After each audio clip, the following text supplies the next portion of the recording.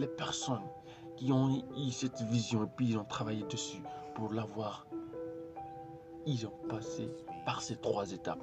Et ce sont ces 3 étapes que je suis sur le point de te dévoiler. Quand on prend la première étape sans plus tarder, c'est la visualisation. C'est le point clé.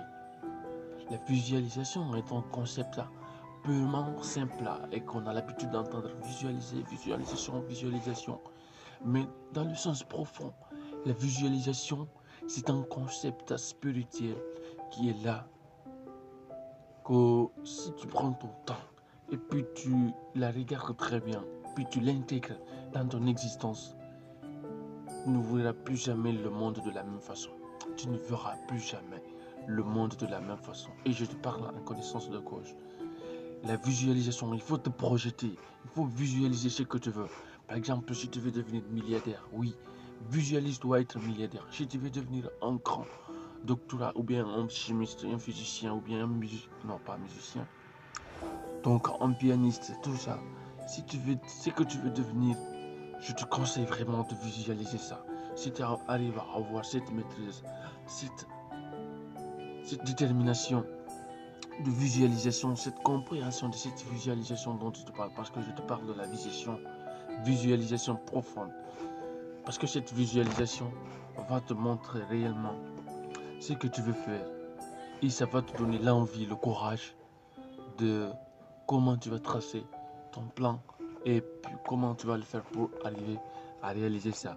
La visualisation de ton projet sera l'élément clé, l'élément fondamental qui va te permettre vraiment de savoir d'où tu es, qu'est-ce que tu veux et puis où tu veux aller. C'est très important de visualiser ses rêves, ses objectifs. Ça, c'est la première étape. La deuxième étape, c'est la concentration. La concentration, elle est très importante dans l'existence ou bien dans la réalisation de tes projets. Parce que l'homme en tant que tel est tellement affamé qu'elle peut prendre par-ci, par-là, de l'autre côté, tout ça. Mais si tu arrives à te concentrer, quel que soit le nombre de tes objectifs, que ce soit dans la semaine, ou bien dans l'année, ou bien dans le mois, ou bien dans 10 ans, tu vas les réaliser. Mais tout ça, c'est dans la concentration. Il faut te concentrer sur un objectif à la fois. Parce que les objectifs sont classés. Il y a des objectifs atteignables et des objectifs non atteignables.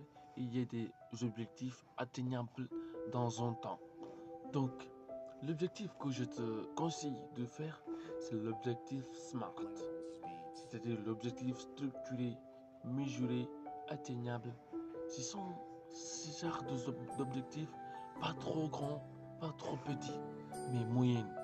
Comme Dieu le dit dans le Coran, Dieu ne donne jamais à un être quelque chose qui n'est pas à sa portée, quelque chose qu'il ne peut pas faire. Non, tout ce que tu es ou bien tu es en train de vivre en ce moment, ce que Dieu sait que tu le supporteras, c'est pourquoi il t'a donné.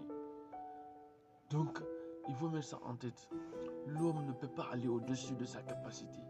Tu veux aller au-dessus de tes moyens, mais au-dessus de ta capacité, c'est ta limite. Donc, travaille à fond pour arriver jusqu'à là-bas. Travaille avec les capacités que tu as. Et quand tu arrives à te concentrer, quand tu arrives à faire la visualisation de tes rêves, et puis tu arrives à te concentrer, un objectif à la fois, et puis la troisième étape cruciale, c'est de travailler, c'est l'action. Il y a souvent, j'aime le dire, la réussite, c'est la somme des actions. La réussite, c'est la somme des actions. C'est ça. Il faut te mettre en action, quel que soit l'objectif que tu as, quel que soit le plan d'affaires que tu as, quel que soit l'environnement dans lequel tu es, quelles que soient les personnes avec qui tu travailles.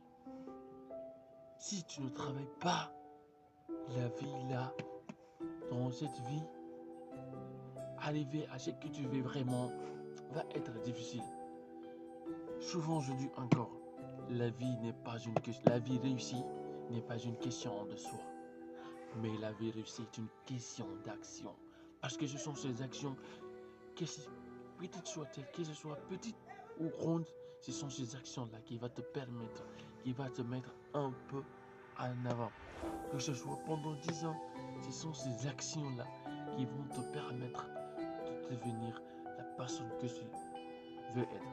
Et ça commence par un premier petit pas, pas un grand pas.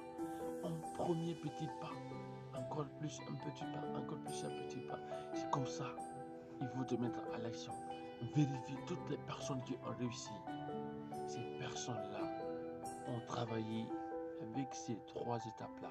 Non seulement visualiser ses rêves, non seulement se concentrer sur les objectifs qu'ils ont visualisés et aussi se mettre à l'action pour travailler. Tout ça en mettant Dieu en premier plan. Ne faites jamais un plan. Ne réalisez jamais un plan. Ne soyez jamais dans un objectif et en mettant Dieu à l'écart. Tout ce que vous allez faire, mettez toujours Dieu en premier. But God first, comme disait Denzel Washington.